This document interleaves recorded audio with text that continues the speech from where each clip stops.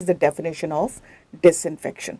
Sterilization कौन सा process है? The process of destruction of all forms of life, यानी कि bacteria, fungus, viruses और mycobacteria, parasites सब मर जाते हैं, including spores. That is called as sterilization.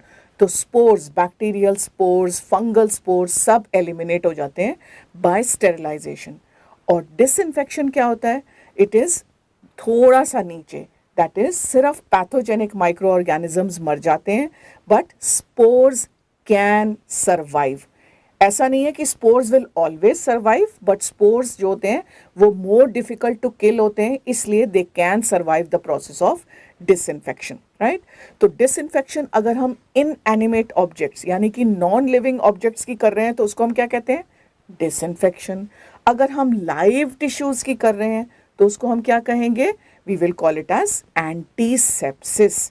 And the chemicals which are used for disinfection are called as disinfectants, and chemicals which are used for antisepsis are called as antiseptic agents. Okay, तो chemicals basically disinfectants और antiseptics होते हैं, right? तो उस definition को revise करने के बाद अब हम आते हैं what is the Food and Drug Association, FDA का full form होता है Food and Drug Association classification of sterilization and the disinfectants.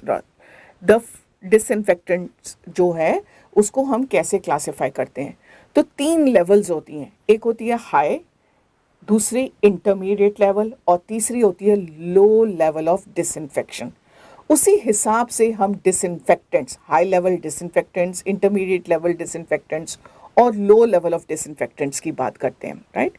तो हाई लेवल का मतलब क्या है कि वो किस किस चीज़ को मार सकते हैं? They can kill bacteria, they can kill fungi, they can kill parasites, they can kill viruses, and they can even kill spores, also kill spores, right? तभी तो हम हाई लेवल कह रहे हैं, बट इसको हम स्टेरिलाइजेशन क्यों नहीं कह रहे?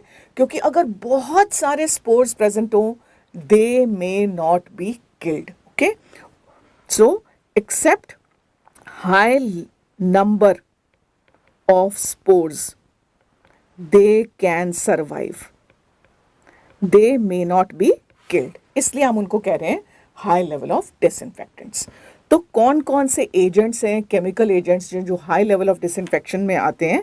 इनका एग्जाम्पल है the ethylene oxide gas, ethylene oxide gas, hydrogen peroxide, then peracetic acid और aldehydes. तो ये सब हैं those chemical agents which can bring about a high level of disinfection. मतलब ये spores को भी kill कर सकते हैं, except जब बहुत सारे स्पोर्स हों, they may survive. Okay, so next आते हैं intermediate level of disinfectants. Intermediate का मतलब है they can kill bacteria, they can kill fungi, they can kill parasites, viruses, but spores survive. Spores are may or may not be killed. So generally spores को they are not killed. तो इनके under कौन कौन से agents आते हैं? Phenols और halogens, right? तो ये बहुत ही इंपॉर्टेंट क्लासिफिकेशन है. प्लीज ये याद रखना कि कौन कौन से एजेंट्स हाई, इंटरमीडिएट और लो लेवल के अंडर जाते हैं. नेक्स्ट आते हैं low level of disinfectants. That means they kill bacteria, they kill fungi, they kill parasites, but इनका जो एक्शन वायरसेस के अगेंस्ट होता है वो प्लस माइनस होता है. हमें नहीं पता, कुछ वायरसेस किल हो जाती हैं, कुछ किल नहीं होती हैं, और स्पोर्स भी सरवाइव करते हैं, सरवाइव। ठीक है, तो इसलिए हम इनको कह रहे हैं लो लेवल ऑफ डिसइंफेक्टेंट्स। और इनके अंडर आते हैं alcohols, the quaternary ammonium compounds, alcohols, quaternary ammonium compounds and dyes। Okay, तो ये है हमारी food and drug association classification. So ये आजकल के डेज का ये हॉट टॉपिक्स है कि इथाइलिन लिखेंगे, all of the following statements are true except, और उसमें जो गलत स्टेटमेंट लिखी होगी वो लिखी होगी ETO, ethylene oxide is an intermediate level of disinfectant, या हाइड्रोजन परऑक्साइड जिसको प्लाज्मा भी कहते हैं, that is an intermediate level, उस तरह से पूछा जाता है। तो ये याद रखना कि ये चार जो हैं हाई लेवल है, फिनॉल्स और हैलोजेंस जो हैं वो इंटरमीडिएट लेवल के अंडर आते हैं, और अल्कोहल्स, क्वाटरनरी अमोनियम कंपाउंड्स और डाइज जो होते हैं वो लो लेवल ऑफ डिसइंफेक्टेंट्स के अंडर आते हैं, राइट। इसी के साथ हम ये भी याद रखेंगे कि जो फिनॉल्स हैं, सो ये हम ऊपर टॉप पे लिख लेते हैं, फिनॉल्स, एल्डिहाइड्स और peracetic acid. Phenols, aldehyde and peracetic acid, ये तीन जो केमिकल एजेंट्स हैं, they are active in the presence of organic matter. They are active in the presence of organic matter. इसका मतलब क्या होगा कि अगर हम डर्टी इंस्ट्रूमेंट भी डाल दें इनके अंदर, एक डर्टी स्कैल्पेल है which is covered with blood और बॉडी फ्लूइड्स, स्पूटम है किसी चीज़ पे लगा हुआ है, तो अगर हम वो डर्टी चीज़ भी उसके अंदर केमिकल एजेंट के अंदर डाल देंगे, फिर भी ये अपना एक्शन मीडिएट कर सकते हैं, राइट। सो इसका मतलब होता है they are active in the presence of organic matter. This means कि अगर हम बाकी एजेंट्स यूज़ कर रहे हैं, इथाइलिन ऑक्साइड यूज़ कर रहे हैं या हाइड्रोजन परऑक्साइड यूज़ कर रहे हैं या और कोई केमिकल कंपाउंड यूज़ कर रहे हैं, हमेशा हमें ध्यान रखना पड़ेगा कि हमें उस इंस्ट्रूमेंट को अच्छे से पहले से धोना पड़ेगा पानी से, ताकि सारा ऑर्गेनिक मैटर उसके ऊपर से रिमूव हो जाए, तभी हम श्योर हो सकते हैं कि ये अपना एक्शन मीडिएट कर रहे हैं, हैलोजेंस वगैरह अपना एक्शन मीडिएट कर रहे हैं। Okay, so phenols, aldehydes and peracetic acid are the only chemical agents which are active in the presence of organic matter, right। तो इस क्लासिफिकेशन के साथ अब हम इन सब केमिकल एजेंट्स के यूजेस, मैकेनिज्म ऑफ एक्शन एक एक करके पढ़ेंगे। ओके, स्टार्ट करते हैं अल्कोहल्स के साथ। अब मैं ये नहीं बताऊंगी कि ये कौन कौन सी चीज़ को मारेगा, क्योंकि ये चीज़ मैं ऑलरेडी कन्वे कर चुकी हूँ। तो they are bactericidal, they are fungicidal, but they are not sporicidal. ये चीज़ें मैं ऑलरेडी इस क्लासिफिकेशन में कन्वे कर चुकी हूँ। So we will not talk about this now. Okay, so let us come to alcohols. Alcohols का मैकेनिज्म ऑफ एक्शन, मतलब ये इन ऑर्गेनिजम्स को कैसे मारता है। इनका मैकेनिज्म ऑफ एक्शन होता है they cause coagulation of proteins, they cause coagulation of proteins, and वो ऑर्गेनिज्म की जो मेम्ब्रेन्स होती हैं, उनकी जो सेल वॉल या सेल मेम्ब्रेन होती हैं, दे डिसरप्ट देम, उनको ब्रेक कर देते हैं, right. So they disrupt cell membranes. Now alcohols जो होती हैं, ethyl alcohol, isopropyl alcohol, methyl alcohol, कभी भी 100% कॉन्सेंट्रेशन में नहीं यूज़ करते, यानी कि एब्सोल्यूट अल्कोहल हम कभी नहीं यूज़ करेंगे। So what are we going to remember is, हमेशा use a concentration of 60 to 90%, 60 to 90% concentration में यूज़ करना है। और अगर हमसे बेस्ट कॉन्सेंट्रेशन पूछी जाए तो 70% है, 70% is the best concentration to be used. Okay, so very important to remember, never use absolute alcohol for the purpose of disinfection. So what are the three alcohols we are using? Ethyl alcohol, isopropyl alcohol और methyl alcohol, right? So ethyl alcohol को हम कैसे use करते हैं? उसको हम use करते हैं एंटीसेप्सिस के लिए. स्पिरिट यूज करते हैं ना, so it is used as spirit for skin antisepsis. So specially ये जो अल्कोहल के जो टावलेट्स होती हैं, कई बार हमें सरफेसेस क्लीन करने होते हैं. सो इवन अल्कोहल टावल्स जो पैकेट सैचेट में मिलते हैं, they can be used for skin antisepsis as well as for surface disinfection. ये मार्केट में इजीली अवेलेबल होते हैं, right? So most important use for skin antisepsis. Second आते हैं very very important, isopropyl alcohol. इसको हम यूज करते हैं for thermometer disinfection. Disinfection of thermometers. ठीक है, तो जिस लिक्विड में हम थर्मोमीटर रखते हैं हमेशा वो आइसोप्रोपाइल अल्कोहल होता है. बहुत इंपॉर्टेंट है, ये याद रखना. और दूसरा यूज आइसोप्रोपाइल अल्कोहल का है for hand disinfection. So markets में जो यूज करते हैं हैंड डिसइंफेक्टेंट्स, जैसे बॉटल्स में जो अवेलेबल होते हैं, जस्ट एक बूंद डाला और रब किया और आप कहते हो okay my hands have been sanitized, वो हम बेसिकली आइसोप्रोपाइल अल्कोहल होता है या फिर क्लोरहेक्सिडीन होता है, वो हम आगे पढ़ेंगे, right? So used as hand disinfectants. तीसरा आता है मिथाइल अल्कोहल. इसका कम यूज़ है. मिथाइल अल्कोहल को हम यूज़ करते हैं for killing fungal spores.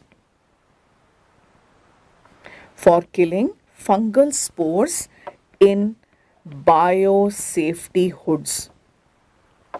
Biosafety hoods मैंने पहले भी बात की हुई है एक और क्लास के अंदर कि वो एक स्पेशल एक डेस्क होता है जहाँ पे माइक्रोबायोलॉजिस्ट काम करता है, सारे स्पेसिमेंस को हैंडल करता है, सारे कल्चर प्लेट्स को हैंडल करता है. वो एक स्पेशल जगह होती है, डेस्क होता है जिसके अंदर साइड्स होती हैं एल्यूमिनियम की और उसमें लैमिनार फ्लो ऑफ एयर होता है. So for killing fungal spores वो वहाँ पे अच्छे से स्वॉब से मिथाइल अल्कोहल को रब कर देता है, right? So these are the important uses of the alcohols. What is their mechanism of action? Coagulation of proteins, and they disrupt the membranes of the organism. Remember what concentration we are using? 60 to 90%. Let's move on. अगला agent है surface acting agents. नाम से ही पता चल रहा है surface के ऊपर, ऑर्गेनिजम्स के सरफेस पे एक्ट कर रहा है. So what is their mechanism of action? They alter, change, alter का मतलब change the surface tensions on the organism. This leads to the leakage of the cell constituents. Okay, तो अंदर की जो components जो सारी साइटोप्लाज्म वगैरह होते हैं वो बाहर लीक करने लग जाती है, as a result of which the organism is dying. Okay, so they alter surface tensions leading to the leakage of the cell constituents. Now chemical agents, surface acting agents दो तरह के होते हैं. एक होते हैं cationic और दूसरे होते हैं anionic. Now anionic surface acting agents हम रोज़ यूज़ करते हैं. क्या हुआ? जो हम डिटर्जेंट्स यूज़ करते हैं, सर्फ वगैरह, निरमा वगैरह जो हम यूज़ करते हैं for washing our clothes etcetera, वो सब एनायनिक सरफेस एक्टिंग एजेंट्स होते हैं. तो soaps, detergents, these are anionic surface acting agents. और कैटायनिक सरफेस एक्टिंग एजेंट्स होते हैं cetrimonium bromide, and benzalkonium chloride.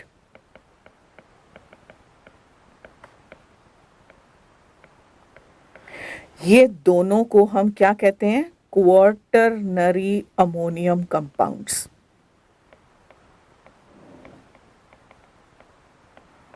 Quaternary ammonium compounds या इनको शॉर्ट में कहते हैं QUATS, quats. So what are these? कहाँ यूज कर रहे हैं? They are also use for skin antisepsis. used for skin antisepsis. Okay, so surface acting agents cationic और anionic. Anionic का example है soaps और detergents और cationic का example है benzalkonium chloride and cetrimonium bromide. Let's move on. Moving on to, अब ये बहुत कम यूज़ किए जाते हैं डाइज ये पहले बहुत, अब की टाइम में हमारे पास इतने सारे और केमिकल एजेंट्स हैं, अब हम यूज़ नहीं, very rarely used. But dyes, what is their mechanism of action? They cause the precipitation of proteins. तो ऑर्गेनिज्म की प्रेसिपिटेशन ऑफ प्रोटीन्स और उनके डीएनए को डैमेज करते हैं, DNA damage. Okay, now chemical जो डाइज होते हैं ये दो तरह के होते हैं, एनिलीन डाइज और एक्रिडीन डाइज. ये बेशक आप मिस कर देना, ये I am talking only because ये हमारी बुक्स में मेंशन होता है, अदरवाइज ये बहुत रेयरली यूज़ किए जाते हैं, एनिलीन और एक्रिडीन डाइज. सो एनिलीन डाइज का एग्जाम्पल है ब्रिलियंट ग्रीन,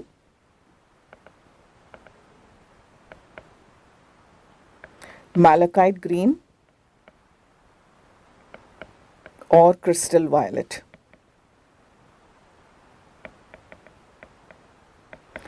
और acridine dyes का एग्जाम्पल है acryflavin और proflavin. राइट, नाउ ये केमिकल एजेंट्स डाइज जो हैं ये बेसिकली यूज किए जाते हैं इन कल्चर मीडिया. जैसे कि एलजे मीडियम में हम क्या यूज करते हैं, मैलाकाइट ग्रीन यूज करते हैं to inhibit the growth of bacteria. So malachite green is added in LJ medium. उसी तरह से क्रिस्टल वायलेट हम कई बार कल्चर मीडिया में डालते हैं to inhibit the growth of gram positive bacteria. Right, so और very in olden times they were also used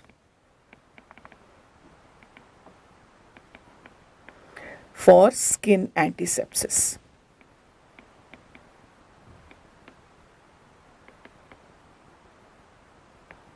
Right?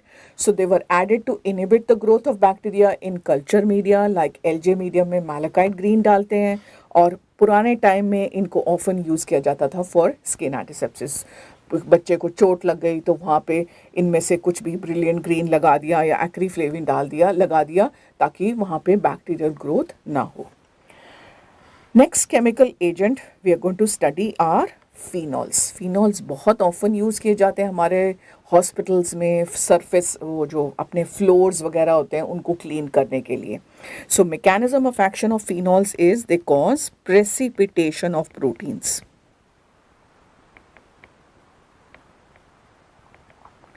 They also damage cell membranes. They damage cell membranes. Now, example, remember हमने जब पहला chapter पढ़ा था history of microbiology में, तो अगर आपको याद हो, who is the father of antiseptic surgery? That was Joseph Lister. तो जोसेफ लिस्टर ने क्या यूज़ किया था फॉर सबसे पहले जो सर्जिकल वार्ड्स वगैरह में इन्फेक्शंस को रिड्यूस करने के लिए? फिनॉल था वो. ठीक है, सो phenol was the first chemical agent that were used by Joseph Lister. So phenols जो होते हैं ये कोल टार से डिराइव होते हैं और 3 फिनॉल्स हम यूज़ करते हैं. एक तो प्योर फिनॉल और उसके 2 डेरिवेटिव्स होते हैं, क्रीसॉल और लाइजॉल. सो फिनॉल को हम यूज़ करते हैं 2 to 5%, रादर 5% कॉन्सेंट्रेशन में, 5%.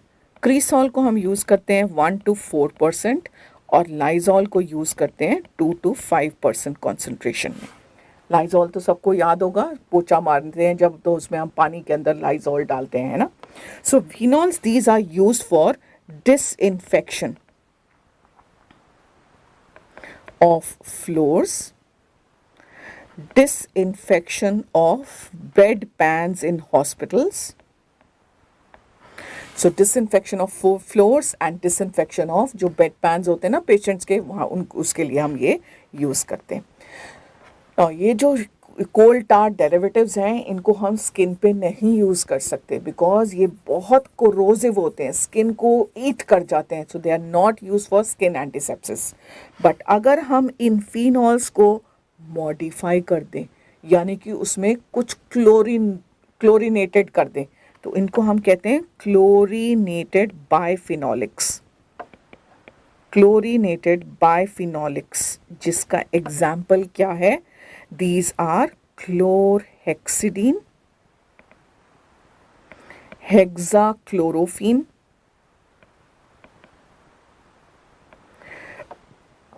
then triclosan and chlorxylenol. These are the modified phenolic compounds, chlorinated biphenolics, and they are all used for skin antisepsis. Skin antisepsis.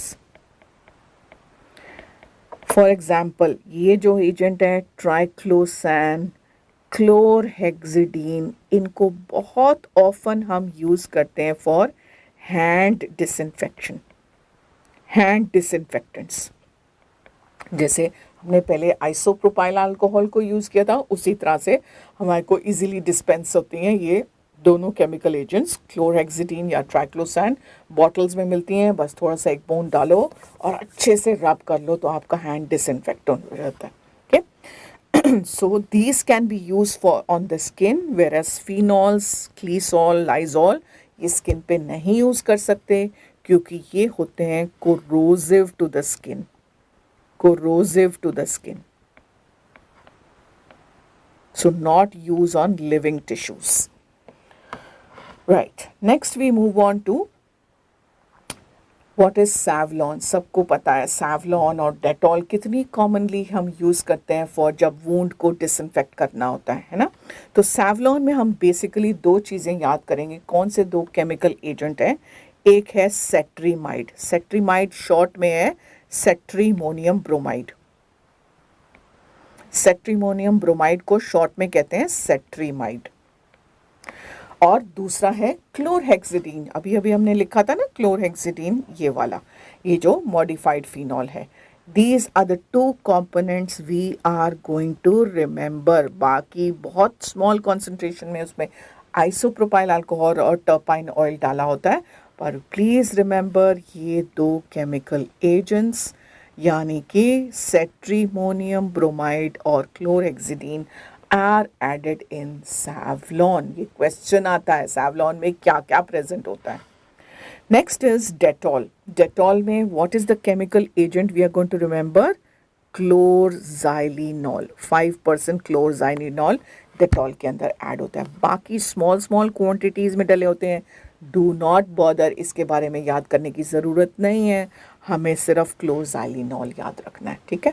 5% concentration में क्लोरजाइलिनॉल डेटॉल होता है। Okay, let's move on to halogens. तो halogens हमने पढ़े थे ना, कौन सी कैटेगरी में थे? Intermediate level of disinfectants. तो mechanism of action of halogens is they are oxidizing agents, oxidizing agents. तो जो ऑर्गेनिजम्स होते हैं ना, उनके एंजाइम्स, प्रोटीन्स को जाके उनके जो सल्फाइड्रिल रेसिड्यूज होते हैं उनको जाके ऑक्सीडेट कर देते हैं, इसलिए प्रोटीन्स इनएक्टिवेट हो जाती हैं। तो और ऑब्वियसली ऑर्गेनिज्म की मेटाबॉलिज्म हो गई ठप and organism is going to die. So that is our halogens mechanism of action, oxidizing agent. So what are the two halogens we are going to use? Chlorine compounds and iodine compounds.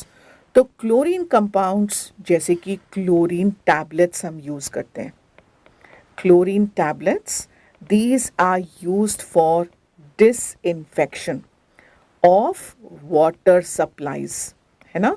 Water supplies को disinfect हम chlorine से करते हैं, and disinfection of swimming pools, swimming pools की disinfection. और chlorine compound एक बहुत ही इंपॉर्टेंट एग्जाम्पल है जिसका नाम है household bleach. Household bleach, तो what is this household bleach? It is 5 to 6% of sodium hypochlorite. Sodium hypochlorite 5 to 6% concentrate, ये इसी तरह से मिलती है, सप्लाई होती है हॉस्पिटल्स में, लेबोरेटरीज में as household bleach, right. तो what is the use of sodium hypochlorite, तो हम ये ऊपर लग के लिख लेते हैं. इसको हम यूज़ करते हैं फॉर डिसइंफेक्शन ऑफ सरफेसेस, जैसे कि डेस्क्स होते हैं, टेबल्स होते हैं हमारे हॉस्पिटल्स में, लेबोरेटरीज में, ओटीज में, disinfection of surfaces as well as floors. ठीक है, तो ये कौन सी कॉन्सेंट्रेशन में यूज़ करना चाहिए? 1:100 कॉन्सेंट्रेशन में यूज़ करते हैं. यानी कि जब हमने पोछा मारना है तो अगर हम 100 ml ऑफ वाटर ले रहे हैं तो उसमें हम 1 ml of 5 to 6% of sodium hypochlorite डालेंगे. अगर हम 1000 ml यानी कि 1 लीटर ऑफ वाटर ले रहे हैं तो उसमें हम 10 ml ऑफ सोडियम हाइपोक्लोराइट डालेंगे, राइट. तो you have to remember the ratio, नहीं तो फिर तो अगर प्रॉपर कॉन्सेंट्रेशन ही नहीं है तो प्रॉपर डिसइंफेक्शन हो ही नहीं सकती है, right. So we are using it in a concentration of 1:100 in water. और दूसरा यूज़ है जब हम डिसइंफेक्ट करते हैं हॉस्पिटल की infectious spill, disinfection of infectious spill. Very very important to remember. ये हम एंड ऑफ दिस क्लास में पढ़ेंगे. व्हाट आर द स्टेप्स अगर आपके हॉस्पिटल में किसी पेशेंट का ब्लड गिर जाए, स्पूटम गिर जाए, ब्लड HIV पेशेंट का है या नॉन HIV पेशेंट का है, तो हैंडलिंग तो वही होती है. तो हमें याद करना पड़ता है कौन से स्टेप्स हैं. What are the steps of disinfection of hospital spills. Okay, so what is this, इसमें हम यूज़ करते हैं 1:10 कॉन्सेंट्रेशन में सोडियम हाइपोक्लोराइट. ये कॉन्सेंट्रेशन तो पहले से रेडी होती है, फिर उसको हम 10 टाइम्स डाइल्यूट करते हैं वाटर में और फिर उसको यूज़ करते हैं for infectious hospital spills. Very important to remember. Okay, right. Let's move on to iodine compounds. Iodine compounds भी ऑक्सीडाइजिंग एजेंट हैं, तो ये हम यूज़ करते हैं Betadine. Betadine also called as povidone iodine. Betadine सबको पता है कहाँ यूज़ करते हैं, फॉर स्किन एंटीसेप्सिस, है ना. ओटीज वगैरह में before we are going to put this like do the surgery, we are going to disinfect the skin by povidone iodine, right. तो बेसिकली इसमें क्या होता है कि आयोडीन, जो लिक्विड आयोडीन होती है, उसको एब्जॉर्ब कर लेते हैं. कुछ स्पेशल पार्टिकल्स होते हैं, पॉलीविनाइल पायरोलिडोन, राइट. तो उसके ऊपर आयोडीन एब्जॉर्ब होती है, इसलिए हम इसको कहते हैं povidone iodine. Iodine is absorbed onto povidone particles. और दूसरा है tincture of iodine. Tincture of iodine, that is 2% iodine in 70% of alcohol. Again, this is used for skin antisepsis. So basically इसमें iodine और alcohol already mixed है, skin antisepsis, है ना. Right, so this is tincture of iodine. So halogen compounds, chlorine compounds are iodine compounds होते हैं. Chlorine tablets for disinfection of water supplies and swimming pools, and household bleach that is used for disinfection of infectious hospital spills. Very important to remember this. Okay, आगे move करते हैं, aldehydes पे आते हैं. Aldehydes का mechanism of action होता है alkylating agents. They alkylate some enzymes, proteins, as well as they cause DNA damage. Okay. Now, there are 3 important aldehydes which are used. First is formaldehyde, which we also call simply as formalin. Bottles देखी होंगी formalin की bottles. 40% concentration, 37 to 40% concentration में ये ready made supply होती हैं, formalin.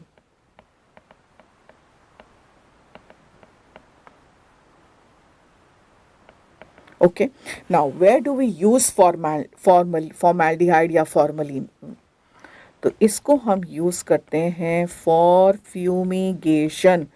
What do we mean by fumigation? It is the process of sterilization of कोई भी, जैसे रूम को स्टेरिलाइज करना है, like laboratories और wards और OTs, वहाँ पे हम फॉर्मलिन गैस यूज़ करते हैं, formalin gas. Okay, so wards, OTs, etc. These are sterilized by using gaseous formaldehyde. That is called as fumigation. आगे हम अभी स्टेप्स देखेंगे फ्यूमिगेशन के. इनफैक्ट यहीं पे पढ़ लेते हैं. बेसिकली क्या करते हैं, सपोज ये हमारा ओटी है, हमने इसको स्टेरिलाइज करना है, बिल्कुल स्टेरिलाइज. ये मतलब नॉट रोज़ नहीं हो रहा होता, मतलब ये एक डिसीजन होता है एक पर्टिकुलर हॉस्पिटल का कि कितनी फ्रीक्वेंटली, वो उनकी गाइडलाइंस होती हैं कि हम ओटीज़ में कितनी फ्रीक्वेंटली ओटी को स्टेरिलाइज करेंगे, राइट. सो ये हमारा ओटी है, तो जितनी भी विंडोज़ होती हैं, डोर्स वगैरह जो होती हैं, उनको सबसे पहले अच्छे से क्लीन कर देते हैं ताकि उसके ऊपर कोई भी जमा हुआ मिट्टी वगैरह जो हो वो सब रिमूव हो जाए, right. So all doors, Windows, surfaces वगैरह, these are carefully cleaned, right. फिर उसके बाद हम क्या करते हैं, हम इनको टाइटली बंद कर देते हैं, अच्छे से बंद करके उनको सील कर देते हैं. कोई भी ओपनिंग नहीं होनी चाहिए जिससे फॉर्मलिन गैस बाहर निकल जाए, वो वहीं उस कमरे में रहनी चाहिए, right. So seal, close and seal all doors and Windows tightly. तो अगर कहीं से ओपनिंग है, कोई छेद है, तो उसको टेप से अच्छे से बंद कर देते हैं, ठीक है. अब हम क्या करेंगे, उस कमरे की वॉल्यूम को कैलकुलेट करेंगे कि इतनी लेंथ है, इतनी ब्रेड्थ है, इतनी हाइट है, राइट. तो सपोज उस कमरे की लेंथ, ब्रेड्थ और हाइट है 15, रादर 20 करते हैं, पहले 20 लेंथ कर देते हैं.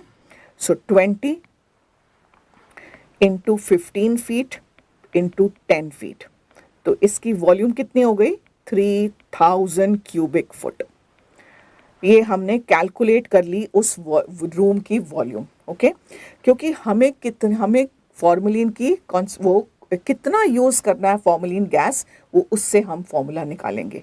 सो for every 1000 cubic foot we are going to use 500 ml of formalin. For each 1000 cubic foot, we are going to use 500 ml of formalin, liquid formalin use करते हैं. फिर क्या करते हैं, तो अगर हमने यहाँ पे 3000 है तो हम कितना लेंगे, 1500 ml लेंगे, फॉर्मलिन लिक्विड लेंगे, ठीक है. अब हम उसको इस बॉयलर के अंदर डाल देंगे. एक इलेक्ट्रिक बॉयलर होता है, ये अभी तो यहाँ पे टेढ़ा किया हुआ है, ये इसको सीधा कर देंगे. इसके अंदर हम फॉर्मलिन को डाल देंगे और नीचे इलेक्ट्रिक बैटरी होती है, रादर या तो बैटरी होती है या उसको इलेक्ट्रिक करंट से कनेक्ट कर देते हैं. और एक इसमें ऑटोमेटिक टाइमर होता है कि 45 मिनट्स में ये अपने आप ऑटोमेटिकली स्विच ऑफ हो जाएगा, ठीक है. So put the formalin, the required amount of formalin liquid in the electric boiler. और अब इस बॉयलर को ऑन करके इसको चुप फटाफट से कमरे से निकल जाएंगे और दरवाज़ा टाइटली बंद कर देंगे, ठीक है. अब इसमें ऑटोमेटिकली 45 मिनट्स के बाद ये इलेक्ट्रो जो होगा अपने आप ऑटोमेटिकली स्टॉप हो जाएगा. तो जितनी 45 मिनट्स में हीटिंग होगी उससे क्या होगा, जो लिक्विड होगा it will turn into gas. Formalin gas पूरे कमरे में फैल जाएगी और अब हम इस कमरे को कम से कम 1 दिन के लिए छोड़ देंगे. As such leave for 24 hours with the formalin gas inside. अब नेक्स्ट मॉर्निंग क्या करेंगे, हम दरवाज़ा खोलेंगे पहले तो अच्छे, क्योंकि फॉर्मलिन वेपर्स बहुत ही इरिटेंट होते हैं, तो हम एक मास्क अच्छे से आँखों पे फेस शील्ड पहन के फिर हम कमरे में घुसेंगे और फिर इसमें हम ऐड करेंगे अमोनिया. अमोनिया लिक्विड अमोनिया होता है, एक वेसल के अंदर लिक्विड अमोनिया छोड़ देंगे.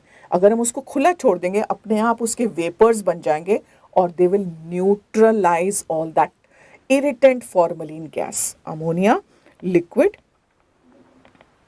150 ml for every 500 ml is left in a vessel. It is left in a vessel and then we are going to neutralize the formalin vapors. तो अगर हमने इस कमरे के अंदर 1500 ml ऑफ फॉर्मलिन को जलाया था तो हम इसमें ऑब्वियसली 450 ml ऑफ अमोनिया को वेसल के अंदर डाल के छोड़ देंगे for neutralising. So this is left for 3 hours. It will neutralize all the formalin gas and now we can use this OT. It has been rendered sterile. Okay, so that is how we work with or how do we do fumigation. Okay तो हमारे देश में formalin use की जाती है क्योंकि formalin बहुत सस्ती होती है. बट बाहर के देशों में आज की डेट में they are no longer using formalin. What they are using outside is called as fogging. Fogging use करते हैं. In western world we are using fogging with gaseous hydrogen peroxide. Hydrogen peroxide gas से हम इसमें क्योंकि non irritant gas होती है so it is preferred but this is an expensive gas so that is why it is not used in our country. Right. So what are we going to remember कि हमें अगर OTs को sterile करना है, words को sterile करना है तो या तो हम यूज़ कर सकते हैं चीप फॉर्मलिन, दूसरा expensive but better hydrogen peroxide gas. Right. So that's our use of formaldehyde. दूसरा यूज़ शायद आपके लिए कम रेलेवेंट है. जो हमारे डाइसेक्शन हॉल्स होते हैं कॉलेजेस के अंदर, उनके अंदर जो डेड बॉडीज़ वगैरह जो प्रिजर्व करते हैं वो फॉर्मलिन के अंदर करते हैं. ठीक है. So preservation of anatomical specimens.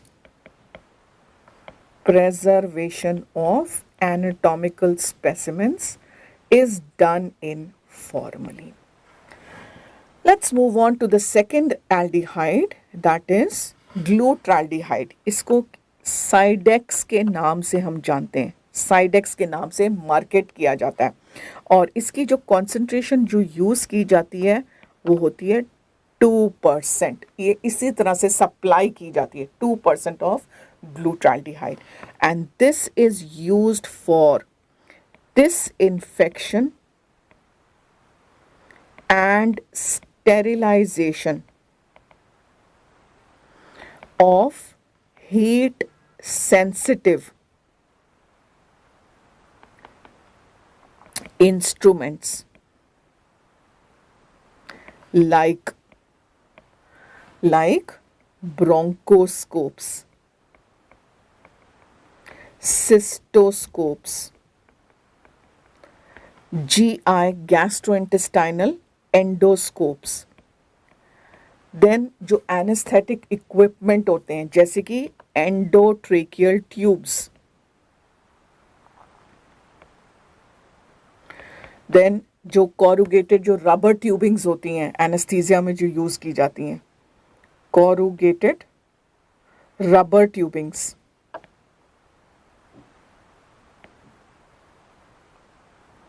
फिर डायलाइजर्स जो होते हैं, डायलिसिस के लिए जो अपैरेटस यूज़ किया जाता है उसको डायलाइजर्स कहते हैं. इन सब को हम डिसइंफेक्ट या स्टेरिलाइज कर सकते हैं बाय यूजिंग साइडेक्स. नाउ देखो मैंने दो चीज़ें इकट्ठी बोली कि अगर हम सिर्फ सोच रहे हैं कि चलो स्पोर्स वगैरह को कैंसिल सर्वाइव, बैक्टीरिया वगैरह पैथोजेनिक को मार दो तो डिसइंफेक्शन कहेंगे. तो अगर हम सिर्फ एम कर रहे हैं डिसइंफेक्शन तो हमें उस इंस्ट्रूमेंट को लिक्विड साइडेक्स में सिर्फ 25 से 30 मिनट तक डालना एडिक्वेट होता है. राइट. Have we understood. सिर्फ अगर हम डिसइंफेक्शन एम कर रहे हैं तो 25-30 मिनट के लिए हम उस इंस्ट्रूमेंट को लिक्विड साइडेक्स में इमर्स कर देंगे, डाल देंगे, अच्छे से कवर कर देंगे लिक्विड में ताकि. ठीक है. बट अगर हम एम कर रहे हैं स्टेरिलाइजेशन तो कम से कम 6 hours of dipping in Sidex is required. Okay, so sterilization के लिए बहुत सारा टाइम लग रहा है, कम से कम 6 घंटे. बट अगर सिर्फ डिसइंफेक्शन हमें करनी है तो हमें सिर्फ 25 से 30 मिनट भी काफ़ी है। ओके, तो आप बहुत ऑफन देखोगे जब हॉस्पिटल्स में ब्रोंकोस्कोपी वगैरह होती है तो वहाँ पे एक जगह पे एक वेसल के अंदर ये साइडेक्स रखा होता है, तो ध्यान रखना कि 25 से 30 मिनट कम से कम डिप करना पड़ता है तो उसको डिसइंफेक्ट करने के लिए। ओके, और जो एक बार हमने यूज़ की है, आज हमने एक फ्रेश वेसल के अंदर साइडेक्स डाली है, तो हम उसको कितने दिन यूज़ करेंगे? ये तो नहीं कि रोज़ उठा के फेंक दी वापस कि चलो अब तो इसको हमने यूज़ कर लिया, ख़त्म हो गई इसकी कहानी। ऐसा नहीं है। Same solution can be used for at least 2 weeks. उसकी अपनी जो किलिंग एबिलिटी होती है, it remains for at least 2 weeks. Okay, let's move on to another new chemical, that is another aldehyde, जिसको कहते हैं ऑर्थोथैल्डिहाइड। इसको शॉर्ट में मार्केट किया जाता है OPA साइडेक्स। सो बेसिकली ये ग्लूट्राल्डिहाइड की बहन है, मतलब यूज एब्सोल्यूटली सेम है। ठीक है, सेम यूज है, बट ये बेटर क्यों माना जाता है? क्योंकि ये लेस इरिटेंट है, लेस इरिटेंट, और इसकी एक्टिविटी जो किलिंग एबिलिटी है मोर पोटेंट है, more potent in killing the microorganisms. इसलिए वेस्टर्न वर्ल्ड में अब instead of Cidex people are starting to use now OPA Cidex, और साइडेक्स OPA जैसे उन मार्केट नेम है, साइडेक्स OPA या OPA Cidex means one and the same thing. It is the same use but it is superior to using Cidex. Right, time उतना ही होता है 25 to 30 minutes या 6 आवर्स। तो ये हो गया हमारे एल्डिहाइड्स का यूज़। अब आते हैं ethylene oxide gas, ETO in short. इसको गैस फॉर्म में यूज़ करते हैं। ठीक है, याद रखना कौन कौन सी गैसेस हम यूज़ कर रहे हैं। अभी हमने कौन सी गैस यूज़ की थी? फॉर्मलिन गैस यूज़ की थी। अब हम एक और गैस की बात कर रहे हैं, ETO, इथाइलिन ऑक्साइड गैस। ठीक है, तो ये गैशियस फॉर्म में अब यूज़ की जाती है। तो इन स्टेरिलाइजर्स को हम कहते हैं ETO स्टेरिलाइजर्स। यू रिमेंबर ETO हमने कौन सी कैटेगरी में डाली थी? हाई लेवल ऑफ डिसइंफेक्टेंट्स में, right? So it can kill even spores except for large number of spores. पर ETO की प्रॉब्लम पता है क्या है? ETO जो इथाइलिन ऑक्साइड गैस होती है, इसमें जो एक साइकिल टाइम होता है वो बहुत लंबा होता है। One cycle time of ETO sterilisation is 18 to 24 hours. Okay, I missed out one thing, इसका मैकेनिज्म ऑफ एक्शन जो होता है वो एब्सोल्युटली सेम होता है एज एल्डिहाइड्स, अल्काइलेटिंग एजेंट्स। तो कई बड़े हॉस्पिटल्स में बड़े बड़े ETO स्टेरिलाइजर्स होते हैं, जैसे ये है, ये तो फिर भी छोटा है, कई में तो बहुत ही ह्यूज ETO स्टेरिलाइजर्स होते हैं। So this is used for sterilisation of heat as well as moisture, यानी कि गीला नहीं कर सकते, moisture sensitive objects like beddings, blankets, then बड़े बड़े जो हॉस्पिटल में अपैरेटसेस होते हैं जिनको और किसी मेथड से हम स्टेरिलाइज नहीं कर सकते, जैसे कि heart lung machines, respirators, then plastic substances, plastic objects, then अपने dental equipment,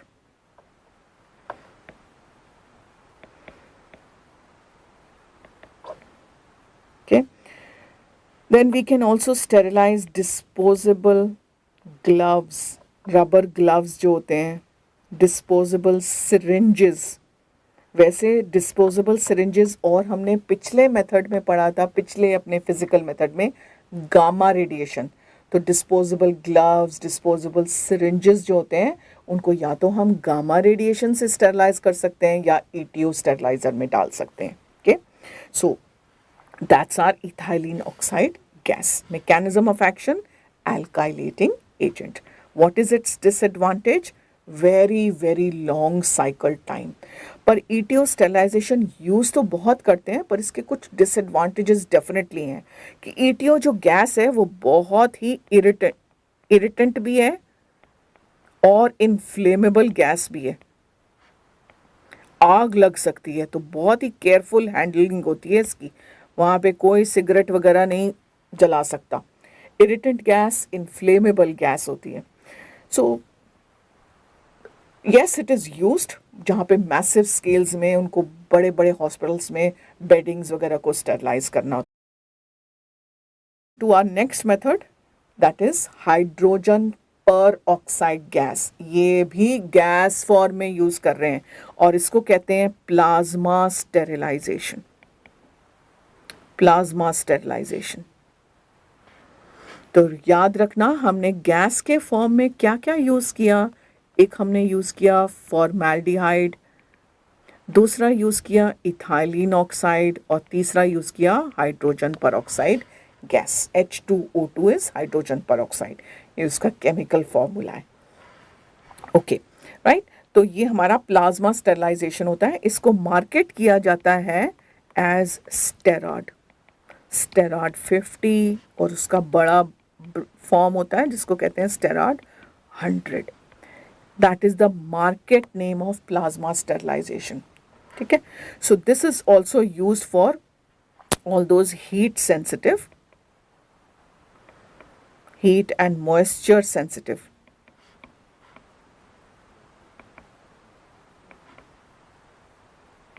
articles.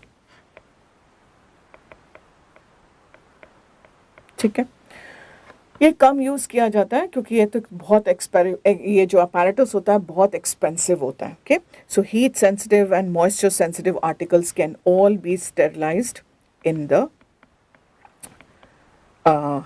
plasma sterilizer. Plasma sterilizer also called as sterod. इसका mechanism of action होता है, ये generate करता है toxic oxygen radicals. It generates toxic oxygen radicals जिसकी वजह से there is inhibition of the metabolism of the microorganisms.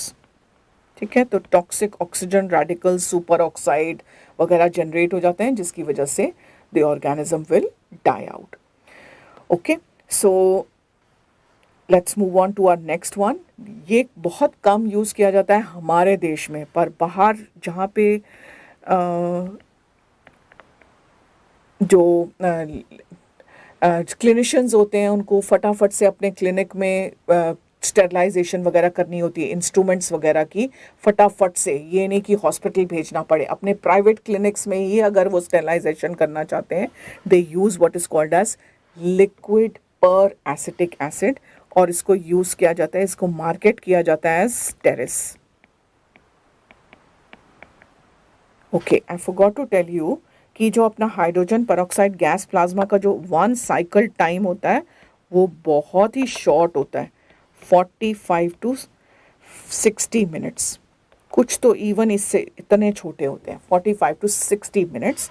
और इसकी जो एफिकेसी होती है कि ये सही काम कर रहा है या नहीं कर रहा, एफिकेसी टेस्टिंग होती है स्पोर्स के साथ, स्पोर्स ऑफ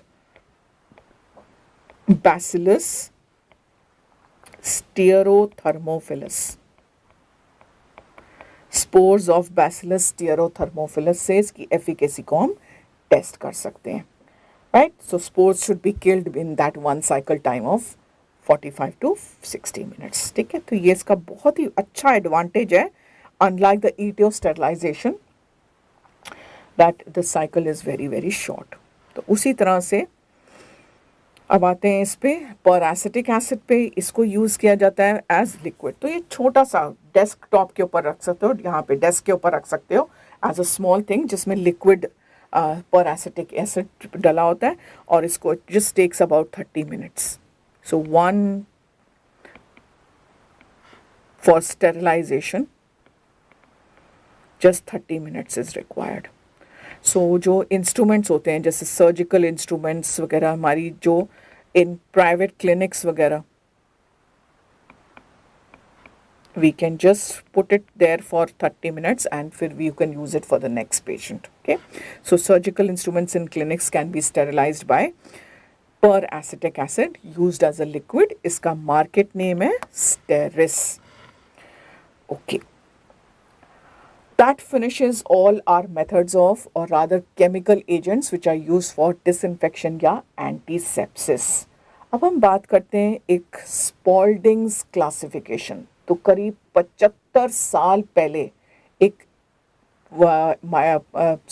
डॉक्टर था who was earl Spalding.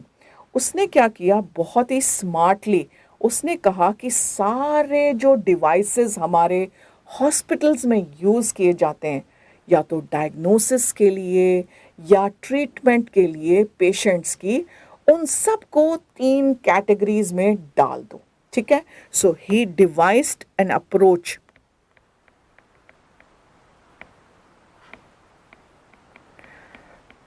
To the treatment मतलब डिसइंफेक्शन या स्टेरिलाइजेशन ऑफ apparatuses या मतलब इंस्ट्रूमेंट्स वगैरह used in diagnosis of patients, in diagnosis of diseases and treatment of patients. So उसने क्या कहा कि सारे इन सब ऑब्जेक्ट्स को आप 3 कैटेगरीज में डाल दो, उस हिसाब से हमें पता चल जाएगा कि ये अगर क्रिटिकल कैटेगरी है तो इसको हमने स्टेरिलाइज करना है या हाई लेवल ऑफ डिसइंफेक्शन करना है। अगर सेमी क्रिटिकल कैटेगरी है तो इसकी भी हाई लेवल ऑफ डिसइंफेक्शन होनी चाहिए, और अगर नॉन क्रिटिकल है तो इसकी लो लेवल ऑफ डिसइंफेक्शन भी चल जाएगी, right. So Spaulding's classification is used, it is used for knowing what should be the treatment of the apparatus that we are going to use on the patient for the purpose of the diagnosis or the treatment. Okay, so Spalding ने 3 categories में डाल दिया था सारी instruments वगैरह को, right. So first category को उसने कहा क्रिटिकल। क्रिटिकल कैटेगरी का मतलब है this is an instrument which is entering the sterile tissues of the body. It is entering the sterile tissues of the body. तो इनके examples कौन से होंगे? Example, surgical instruments.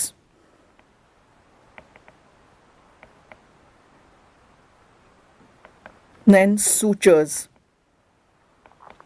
IV cannulas, cardiac catheters, urinary catheters,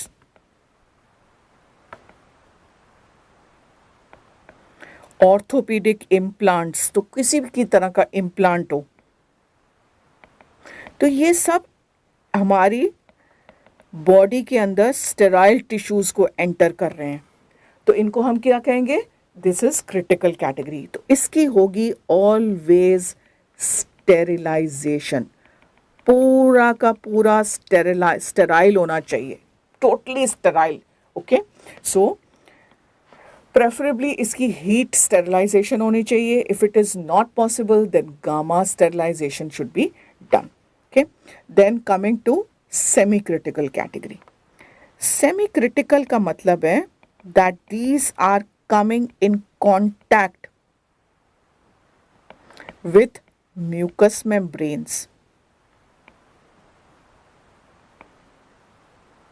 or broken skin, यानी कि abraded skin, मतलब वो सिर्फ जहाँ अगर चोट लगी है तो सिर्फ कांटेक्ट में आ रहे हैं स्किन के, ये नहीं कि they are entering the sterile tissues. Okay, so either they are coming in contact with mucous membranes और ब्रोकन स्किन. तो इनके कौन से एग्जाम्पल्स होंगे सेमी क्रिटिकल के, जैसे कि ब्रोंकोस्कोप्स, सिस्टोस्कोप्स, GI एंडोस्कोप्स.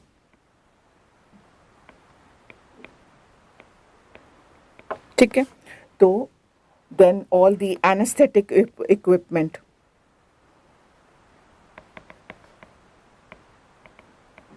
इनको हम कहेंगे सेमी क्रिटिकल कैटेगरी. तो इनकी क्या होनी चाहिए, प्रेफरेबली तो स्टेरिलाइजेशन होनी चाहिए, बट अगर स्टेरिलाइजेशन नहीं पॉसिबल तो at least high level of disinfection होना चाहिए,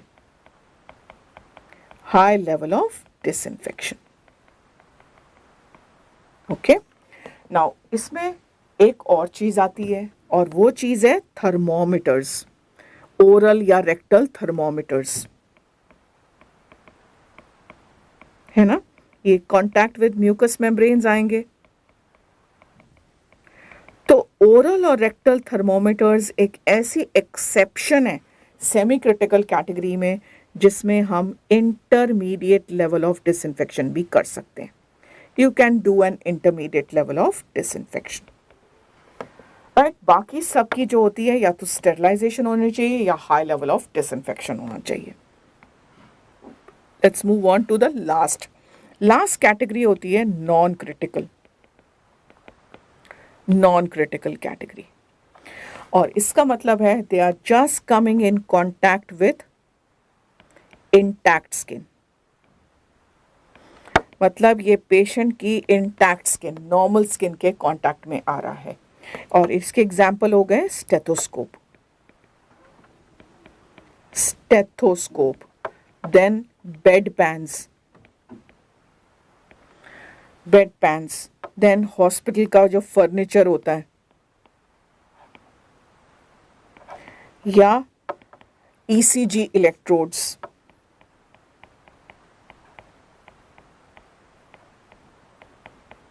okay, so all these are non critical category और इनकी चाहिए हमें low level of disinfection. Low level of disinfection, high, intermediate level, low level. हम शुरू में इस लेसन के शुरू में हमने पढ़ा था वो क्या क्या होता है, क्या क्या चीज़ एलिमिनेट हो जाती है. ठीक है, so that is our Spaulding's classification. तो कुछ स्मार्ट बच्चे जो होंगे, इंटेलिजेंट बच्चे जो होंगे, वो कहेंगे कि मैम यूरिनरी कैथेटर जो है वो तो सिर्फ म्यूकस मेम्ब्रेन के कांटेक्ट में आता है ना. अपना यूरिनरी ट्रैक्ट में जाएगा तो it is just coming in contact with mucous membrane. So why have we put it in the critical category. और जो सिस्टोस्कोप है वो हमने सेमी क्रिटिकल कैटेगरी में, सिस्टोस्कोप जो अपनी सिर्फ विजुअलाइजेशन ऑफ द अपना यूरिनरी ट्रैक्ट के लिए यूज़ किया जाता है, उसको हमने सेमी क्रिटिकल में डाला. ऐसा क्यों? ये जस्टिफिकेशन है कि सिस्टोस्कोप हम सिर्फ थोड़ी देर के लिए डाल रहे हैं, अपना देखा सब कुछ ठीक ठाक है और उसके बाद उसको बाहर निकाल रहे हैं. Whereas a urinary catheter जो होता है वो इतने दिनों तक, कई बार पेशेंट में 4-5 दिन तक अंदर ही डला रहता है, draining the urine. So urinary catheter is going to remain inside for long time. That is why we are putting it in the critical category. तो ये याद रखना, ठीक है. Urinary catheters should always be totally sterile when they are introduced in the patient. Okay, with that classification, अब ये एक small सा टेबल है आप सबकी लाइफ को आसान करने के लिए. तो इसमें मैंने आपको बेसिकली आपको डिफाइन कर दिया कि इस क्वेश्चन में ये आंसर देना है कि हमने इसको स्टेरलाइज करना है तो क्या करेंगे, क्या यूज़ करेंगे, इसको स्टेरलाइज करना है तो क्या यूज़ करेंगे. तो पेट्रोलियम जेली अगर हमसे पूछा जाए, डस्टिंग पाउडर्स, पैराफिन वैक्स पूछा जाए तो उसको हम किस में स्टेरलाइज करेंगे, हॉट एयर ओवन में.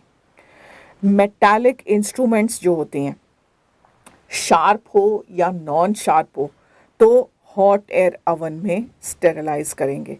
नाउ हियर मैंने जान के ये लिखा है कि अगर हमसे पूछा जाए एक नॉन शार्प मेटालिक इंस्ट्रूमेंट, देखो यहाँ पे हमने क्या लिखा, शार्प और नॉन शार्प, ठीक है, वो सब इंस्ट्रूमेंट्स हम हॉट एयर ओवन में स्टरलाइज कर सकते हैं, बट जो नॉन शार्प होते हैं उनको हम ऑटोक्लेव में भी डाल सकते हैं।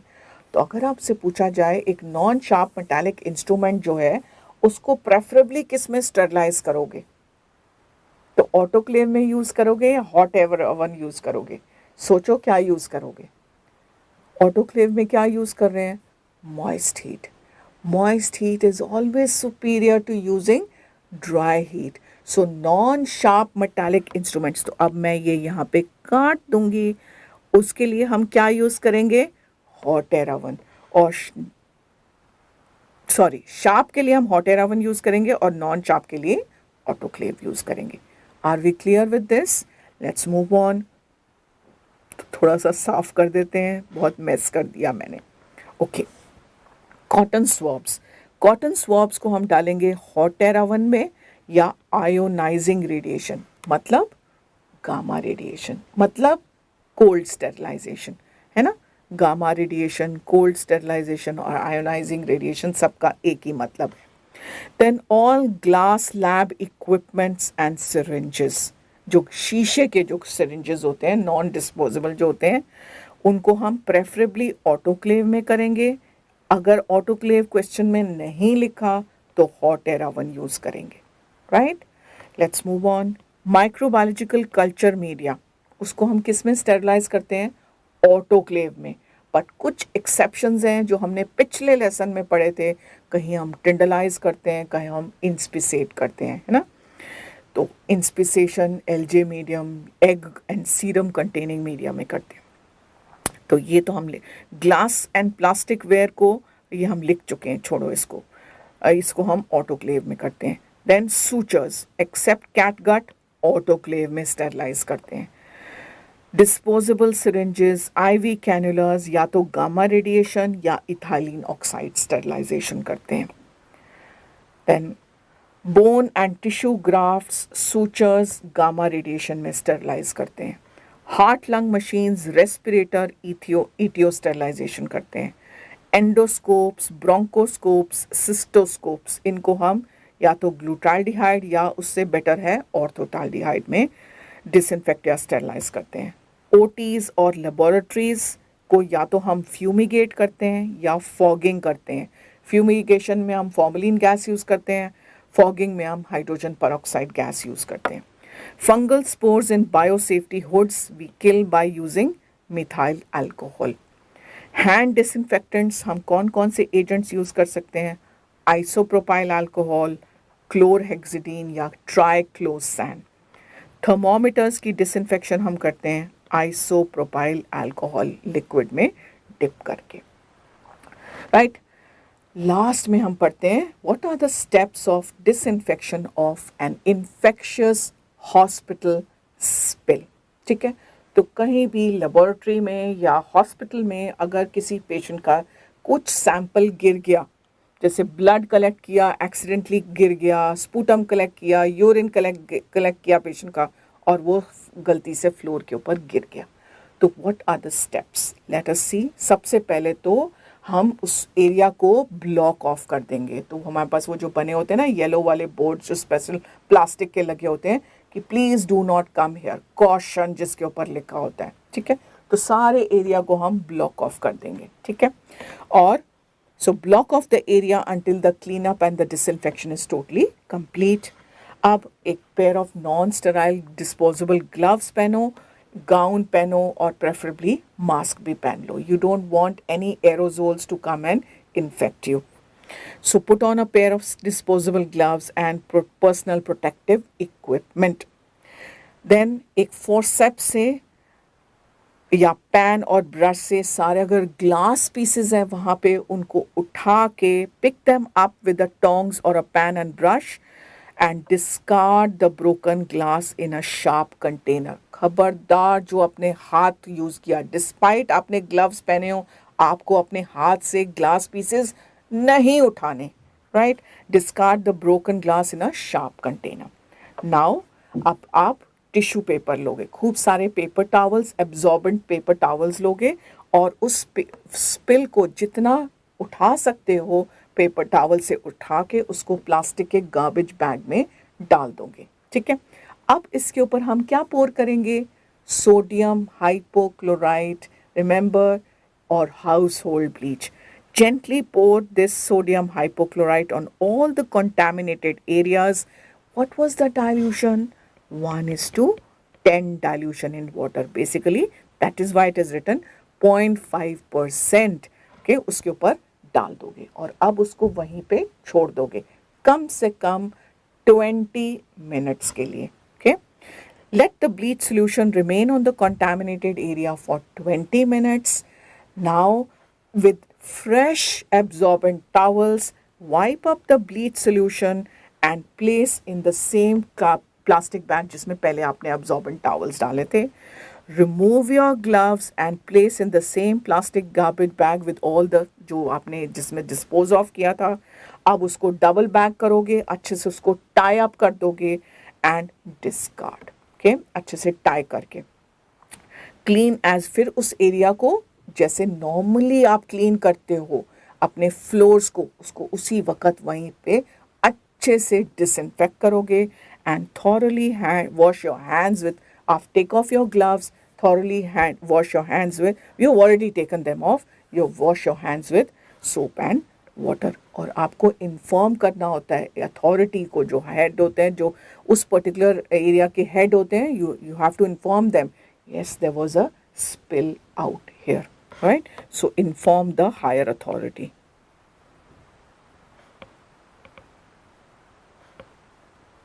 That there was an infectious spill. Right? So this brings us to the end of today's class, in which we have studied the chemical methods of sterilization and disinfection. ठीक है, तो लास्ट में क्या क्या चीज़ें एक दो हम क्या रिमाइंड करवाऊँ आपको. थर्मोमीटर्स को हम कैसे डिसइंफेक्ट करते हैं? आइसोप्रोपाइल अल्कोहल से. ओटीज को किससे स्टेरलाइज करते हैं? फॉर्मलिन गैस से.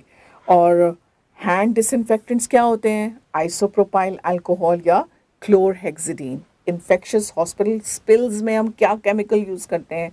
हाउस होल्ड ब्लीच और सोडियम हाइपोक्लोराइट. बाय.